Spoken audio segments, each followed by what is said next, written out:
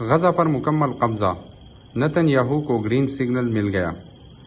اسرائیل کے متعصب وزراء پر مشتمل سلامتی کابینہ نے غزہ شہر پر دوبارہ قبضہ کرنے کے وزیر اعظم نتن یاہو کے متنازعہ منصوبے کی توثیق کی ہے۔ جمعرات کو شروع ہونے والے کابینہ کے اجلاس کے بعد جمعہ کی صبح اس فیصلے کا اعلان کیا گیا۔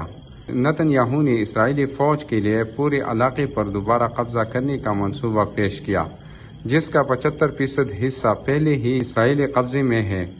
یہ ملاقات ایسے وقت میں ہوئی ہے جب نتن یاہو کو غزہ میں فلسطینی مزاحمتی گروہوں کے زیر حراست باقی قیدیوں کو رہا کرنے اور نسل کشی سے متاثرہ علاقے کو بھوک کے بحران کے دہانے سے واپس لانے کے معاہدے کے لیے اندرونی اور بیرونی ملک بڑھتے ہوئے دباؤ کا سامنا ہے۔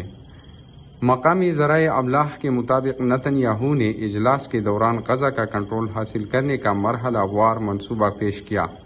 سرکاری نشریاتی ادارے KAN نے نامعلوم سرکاری ذرائع کا حوالہ دیتے ہوئے کہا ہے کہ نتن یاہو نے غزہ کی نسل کشی شروع ہونے کے بعد سے سب سے حساس اجلاس کے دوران اسے ہلکی اور بتدریج حکمت عملی کے طور پر پیش کیا۔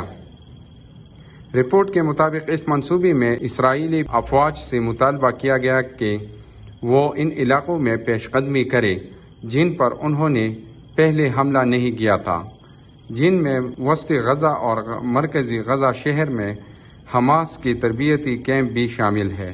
آرمی چیف آف سٹاف ایال زمیر کی وارننگ کے باوجود ذرائع نے KAN کو بتایا کہ اس منصوبے کا آغاز غزہ شہر کے رہائشیوں کو جنوب کی طرف اکھاڑ پھینکنے سے ہوتا ہے۔